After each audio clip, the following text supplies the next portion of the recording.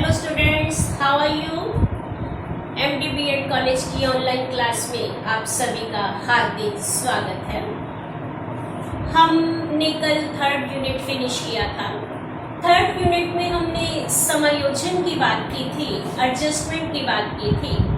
और एडजस्टमेंट होती क्या है, समायोजन क्या होता है, और अगर कोई व्यक्ति वातावरण के साथ अपने आप को समायोजित नहीं करता तो वो कुंठा का शिकार हो जाता है, वो तनाव का शिकार हो जाता है, वो संघर्ष का शिकार हो जाता है।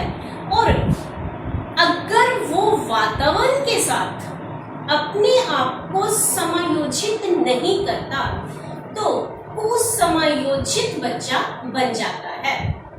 तो इसके बाद हमने बात की थी कि हमने अपने आप को तनाव से बचाना है, हमने अपने आप को कुंठा से बचाना है, और हमें किसी तरह का मानसिक संघर्ष ना हो तो उसके लिए कुछ रक्षात्मक युक्तियां होती हैं, एडजस्टमेंट मैकेनिज्म होते हैं। और ये जो एडजस्टमेंट मैकेनिज्म होते हैं ये हमें कुछ देर के लिए तनाव से मुक्त कर देते हैं। हम अपने आप को वातावरण के साथ समायोजित करने की कोशिश करते हैं। और ये जो युक्तियां हैं, ये जो एडजस्टमेंट मैकेनिज्म है, ये व्यक्ति के लिए अच्छी भी होती है। ये बच्चे को या व्यक्ति को तनावग्रस्त होने से रोकती है। तो इसके बाद हमने ये भी बात की थी कि समायोजित अगर हमने किसी बच्चे को करना है या कुसमायोजन से बच्चे को बचाना है तो स्कूल या टीचर किस तरह हेल्पफुल हो सकते हैं। और इसी के साथ ही हम लोगों का थर्ड यूनिट फिनिश हो गया था। आज हम फोर्थ यूनिट शुरू करेंगे।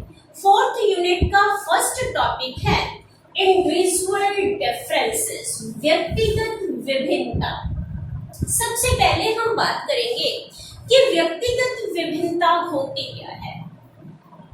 व्यक्तिगत विभिन्नता, एक व्यक्ति दूसरे व्यक्ति से विभिन्न है। अब कल्पना कीजिए, नेचर ने ये जो विभिन्नता दी है वो विभिन्नता ना होती तो क्या होता। सभी व्यक्ति समान होते, सभी की नेचर एक जैसी होती, कोई काला ना होता, कोई गोरा ना होता, रंग रूप में भी सारे एक जैसे ही होते, और इसके साथ साथ बुद्धि क्षमता, मानसिक योग्यता भी सभी की एक जैसी होती, और हमें हर जगह पर एक जैसा व्यक्तित्व ही नजर आता। तो हमारी लाइफ कैसे होती, नीरस हो जाती, क्योंकि सब कुछ एक जैसा ही। हम जिधर देखते हैं वो मैं नजर आ रहा हूँ, मेरे जैसे ही सब कुछ नजर आ रहे हैं, तो हमारी जीवन ही नीरस हो जाता। तो मानसिक शक्तियां और शारीरिक शक्तियां, इनमें विभिन्नता होनी बहुत ही जरूरी है। और अगर ये विभिन्नता ना होती तो बहुत ही बड़ी प्रॉब्लम हो जाती। हमारा व्यक्तित्व, हर एक का व्यक्तित्व एक जैसा होता, हर एक की बुद्धि एक जैसी होती, हर एक का शरीर एक जैसा होता। तो ऐसे समाज की कल्पना करके तो देखिए एक बार। तो इसको बैलेंस करने के लिए, इन शक्तियों को बैलेंस करने में नेचर ने विभिन्नता पैदा की है। हम अक्सर देखते हैं हमारी क्लास में 50 बच्चे हैं, हमारी क्लास में 40 बच्चे बैठे हुए हैं। हर एक की नाक की जगह पे नाक लगा हुआ है, आंख की जगह पे आंख लगा हुआ है, मुंह की जगह पे मुंह है। तो मीन्स शारीरिक संरचना सेम है, शारीरिक संरचना सभी की सेम है, पर फिर भी एक व्यक्ति दूसरे व्यक्ति से विभिन्न है। हम कहते हैं कि ये अलका है, हम कहते हैं कि ये दिनेश है, तो ये कहते हैं कि ये अलका है, ये अलका है, ये अनमोल है, तो मीन्स हम नाम से एक दूसरे को डिफरेंशिएट करते हैं। और हम विभिन्न, एक होते हुए भी विभिन्न है। कोई काला है, कोई गोरा है, कोई लंबा है, कोई छोटा है, कोई पतला है और कोई मोटा है। तो कहने का मतलब ये है कि विभिन्नता होना बहुत ही जरूरी है। एक व्यक्ति में अगर एक व्यक्ति दूसरे व्यक्ति से विभिन्न नहीं होगा तो तुलना ही खत्म हो जाएगी। हम किसको कहेंगे कि वो गोरा है, वो काला है, वो मोटा है, वो छोटा है, तो बिल्कुल ही तुलना ही खत्म हो जाएगी और हमारा जीवन एकदम नीरस बन जाएगा।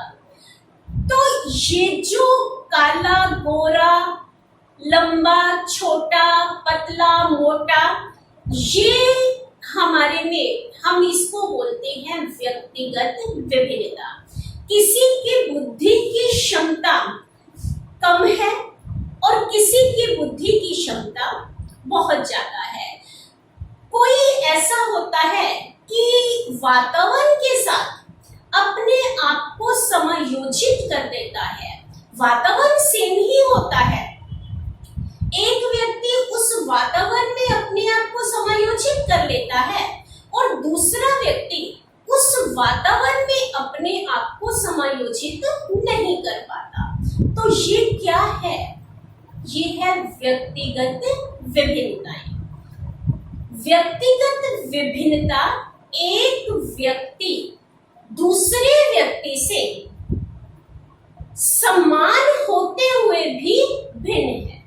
अपनी आदतों से, अपनी रुचियों से, बुद्धि से, व्यक्तित्व से, अपनी क्षमता से और व्यवहार से एक व्यक्ति दूसरे व्यक्ति से भिन्न है।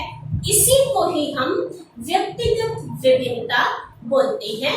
देखिए कि इसका सामान्य अर्थ क्या है। दो व्यक्तियों की बुद्धि, व्यक्तित्व, समायोजन, अभिक्षमता एवं व्यवहार में जो अंतर होते हैं।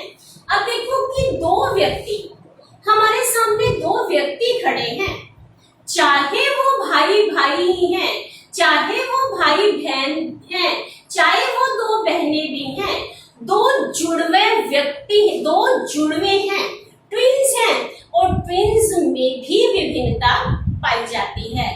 हमें लगता है कि कई बार हमें ये लगता है कि ये तो बिल्कुल ही सेम है, इनकी शक्लें सेम है, इनको हम पहचान ही नहीं पाते, पर फिर भी एक होते हुए भी, समान होते हुए भी इनमें विभिन्नताएं पाई जाती हैं। बुद्धि में, योग्यता में, व्यवहार में कुछ ना कुछ विभिन्नता पाई ही जाती है। तो क्या कहा गया है?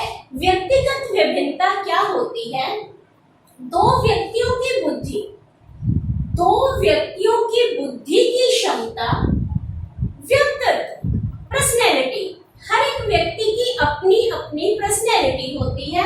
और समायोजन, समायोजन की जो हम पिछली क्लास में कर चुके हैं कि हर व्यक्ति हर वातावरण में अपने आप को समायोजित नहीं कर पाता। एक व्यक्ति उसी वातावरण में अपने आप को बहुत अच्छे तरीके से समायोजित कर लेता है और दूसरा व्यक्ति उसी वातावरण में अपने आप को समायोजित नहीं कर पाता। तो क्या है? ये भेद है, ये व्यक्तिगत विभिन्नताएं हैं।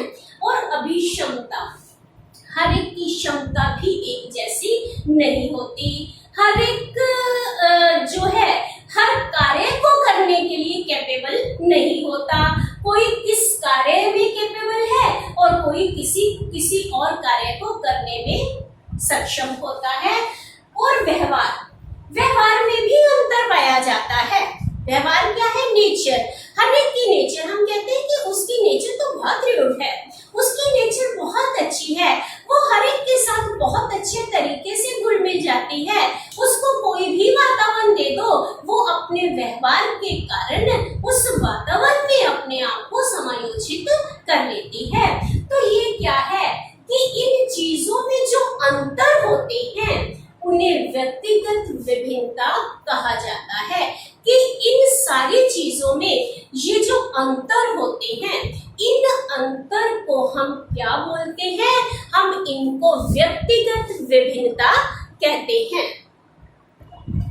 अब हम बात करते हैं व्यक्तिगत विभिन्नताओं की परिभाषाओं की।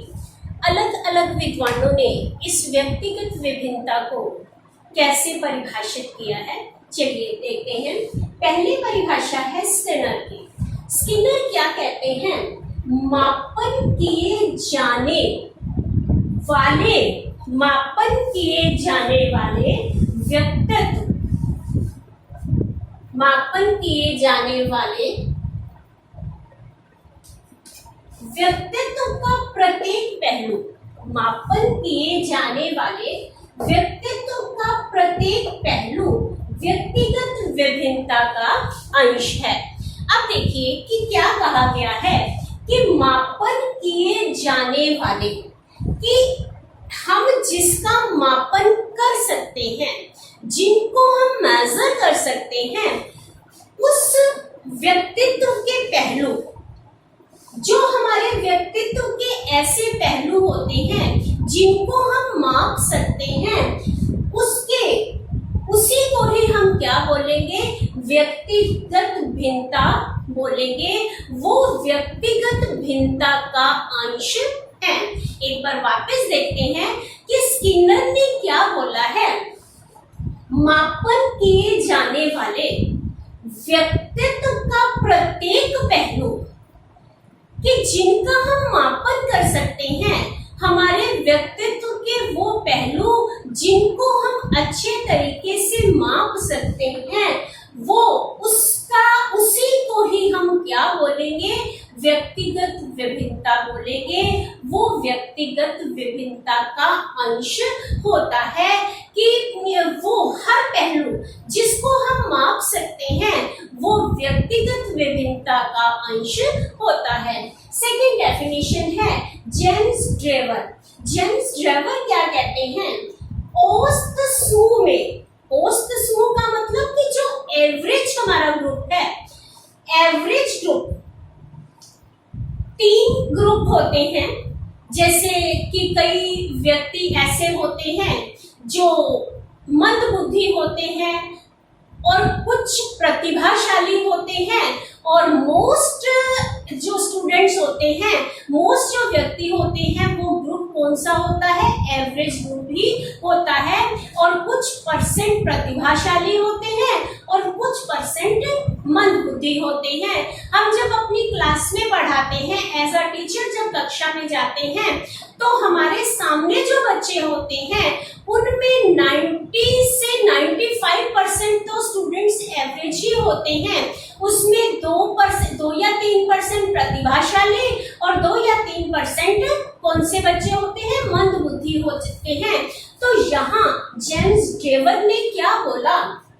औसत ग्रुप, जो एवरेज ग्रुप होता है, एवरेज ग्रुप की मानसिक शारीरिक विशेषताओं के संदर्भ में, कौन सी विशेषताएं? मानसिक विशेषताएं। हमारे मन की जो विशेषताएं हैं, हमारी जो मेंटल लेवल है, मानसिक और शारीरिक विशेषताओं के संदर्भ में, किनके संदर्भ में? मानसिक और शारीरिक विशेषताओं के संदर्भ में समूह के सदस्य के रूप में, समूह के सदस्य के रूप में भिन्नता या अंतर को व्यक्तिगत विभिन्नता बोलते हैं।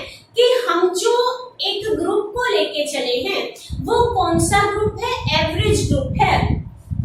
एवरेज ग्रुप में मानसिक और शारीरिक विशेषताओं के संदर्भ में समूह के सदस्य के रूप में हमारे अंदर जो विभिन्नता होती है शारीरिक रूप से। अब देखो कि औसत स्टूडेंट्स हैं, औसत बुद्धि का है, ओ ग्रुप है, और उस ग्रुप में भी विभिन्नता पाई गई है। अब देखो कि कोई काला है, कोई गोरा है, शारीरिक रूप से कोई काला है, कोई गोरा है, कोई लंबा है, कोई छोटा है, कोई मोटा है, कोई पतला है, और इसके साथ साथ मानसिक रूप से एवरेज में भी कई कैटेगरीज है। कोई बिलो एवरेज है, कोई अबव एवरेज है, तो वो भी हमें एक व्यक्ति को दूसरे व्यक्ति से विभिन्न करती है। तो औसत समूह में मानसिक और शारीरिक विशेषताओं के संदर्भ में समूह के सदस्य के रूप में भिन्नता या अंतर को व्यक्तिगत विभिन्नता कही गई है कि हम हैं एक ही ग्रुप के, पर उन ग्रुप में भी हम शारीरिक रूप से और मानसिक रूप से अलग हैं। तो ये दो डेफिनेशंस अभी हमने करी है, पहली स्किनर की करी है और दूसरी जेम्स जेवर की है। स्किनर ने क्या बोला है कि जिन व्यक्तित्व के जिन पहलुओं का हम मापन कर सकते हैं वो व्यक्तिगत विभिन्नता का ही अंश होते हैं। तो जेम्स जेवर ने क्या कहा है कि औसत समूह में जो मानसिक और शारीरिक विशेषताओं के संदर्भ में हम समूह के सदस्यों के रूप में हमारे अंदर जो भिन्नता होती है, हमारे अंदर जो भेद होता है, उसी को ही हम व्यक्तिगत विभिन्नता के नाम से जानते हैं, उसी को ही हम व्यक्तिगत विभिन्नता कहते हैं, इंडिविजुअल डिफरेंसेस कहते हैं। अब थर्ड डेफिनेशन हम करते हैं व्यक्तिगत विभिन्नता की। टाइलर क्या कहते हैं? शरीर के आकार एवं रूप, शरीर का आकार और रूप, शारीरिक कार्य। हर व्यक्ति एक जैसा शारीरिक कार्य नहीं कर पाता और गति की क्षमताओं। अब देखो कि गति, कार्य की गति या गति की क्षमता, कि हमारे जो गति हो रही है, हमारी जो शारीरिक गति हो रही है और गति की क्षमताएं क्या हैं, और इसके साथ साथ बुद्धि, उपलब्धि, ज्ञान, रुचियों, अभिवृत्तियों और व्यक्तित्व के लक्षणों में मापी जाने वाली भिन्नताओं का अस्तित्व सिद्ध हो चुका है। अब देखिए कि इसमें क्या कहा गया है, टाइलर ने क्या कहा है कि शरीर के आकार और रूप, शरीर का आकार और रूप, शरीर का आकार व्यक्तिगत विभिन्नता पाया गया है। हर एक व्यक्ति के शरीर का आकार एक जैसा नहीं रहता। जिस तरह मैं अभी बता चुकी हूँ कि कोई मोटा है, कोई पतला है, कोई लंबा है, कोई छोटा है, और किसी का रंग काला है, किसी का गोरा है। तो ये क्या है कि शरीर का आकार और रूप, हम कहते हैं कि वो बहुत सुंदर है, कोई तो बहुत सुंदर है, कोई इतना सुंदर नहीं है। और इसके साथ शारीरिक कार्य, हमारा शरीर जैसा होगा, हमारा शारीरिक कार्य भी वैसा होगा। हमारे शरीर की एक्टिवनेस में भी विभिन्नता पाई जाती है और हर व्यक्ति का शरीर एक जैसा कार्य नहीं करता। तो ये भी क्या है? विभिन्नता है। और फिर है गति की क्षमता। हमारी जो गति करने की क्षमता है, हम कार्य को किस गति से करते हैं, हर एक में क्षमता एक जैसी नहीं होती। हर एक व्यक्ति हर कार्य को करने में सक्षम नहीं होता। तो यहाँ भी विभिन्नता पाई गई है। और बुद्धि, हमने जब बुद्धि का चैप्टर किया था, बुद्धि के चैप्टर में हमने बुद्धि मापन की बात की थी और हमने एक ऐसी एक सारणी करी थी, है ना। टर्मन ने एक सारणी दी थी कि कौन सा बुद्धि का लेवल कौन से व्यक्ति का किया था, मानसिक आयु वास्तविक आयु को करके हम एक फॉर्मूला लगा के हमने व्यक्ति की आईक्यू लेवल को मापा था। तो कहने का मतलब क्या है कि बुद्धि की क्षमता हर एक में एक जैसी नहीं होती। एक ही परिवार में अगर दो बच्चे हैं और दोनों बच्चों की बुद्धि क्षमता एक जैसी नहीं होती, आईक्यू लेवल एक जैसा नहीं होता।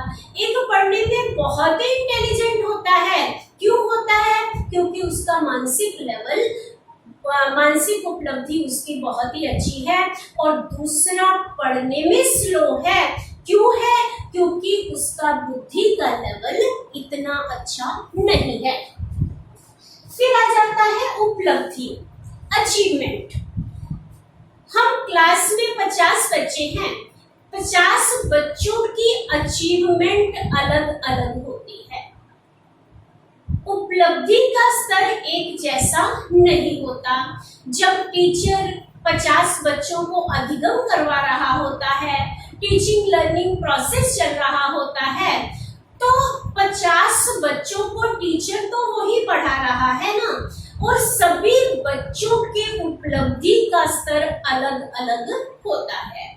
कोई कितना गेन करता है, कोई सारा ही गेन कर लेता है, अधिगम बहुत अच्छा कर लेता है, और कोई अधिगम बिल्कुल भी कर नहीं पाता, और किसी को कुछ थोड़ा बहुत समझ लगता है और किसी को बिल्कुल भी समझ नहीं लगता। तो क्यों? उपलब्धि का स्तर हर एक का एक जैसा नहीं होता। फिर है ज्ञान, नॉलेज।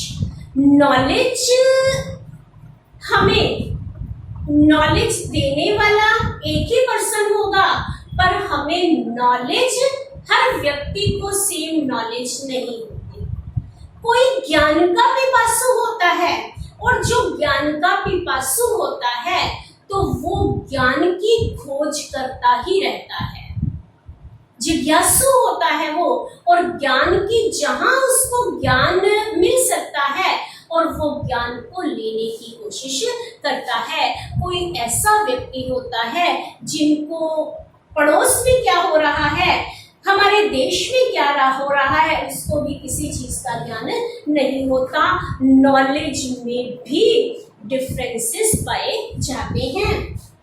फिर रुचियां, हर एक व्यक्ति की अलग अलग रुचियां होती हैं। हम अगर घर में 2-3 भाई बहन हैं तो उन भाई बहनों की रुचियां भी अलग अलग होती है। तो रुचियों में भी, इंटरेस्ट में भी विभिन्नता पाई जाती है। तो फिर हम एक कैसे हुए? एक तो नहीं हुए ना, कि हम समान होते हुए भी विभिन्न हैं। अब है अभिवृत्तियां। हर एक की अभिवृत्ति भी अलग अलग होती है।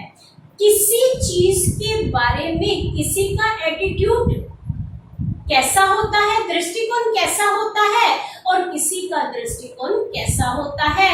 कोई पॉजिटिव थिंकिंग रखता है और कोई उसी कार्य के प्रति, उसी व्यक्ति के प्रति उसकी अप्रोच नेगेटिव होती है। तो ये भी विभिन्नता है। और व्यक्तित्व के लक्षणों में, पर्सनैलिटी के जो सिम्टम्स हैं, उन सिम्टम्स में मापी जाने वाली विभिन्नताओं का अस्तित्व सिद्ध हो चुका है कि हम इन विभिन्नताओं को माप सकते हैं, और इनका अस्तित्व क्या हो चुका है? अब सिद्ध हो चुका है।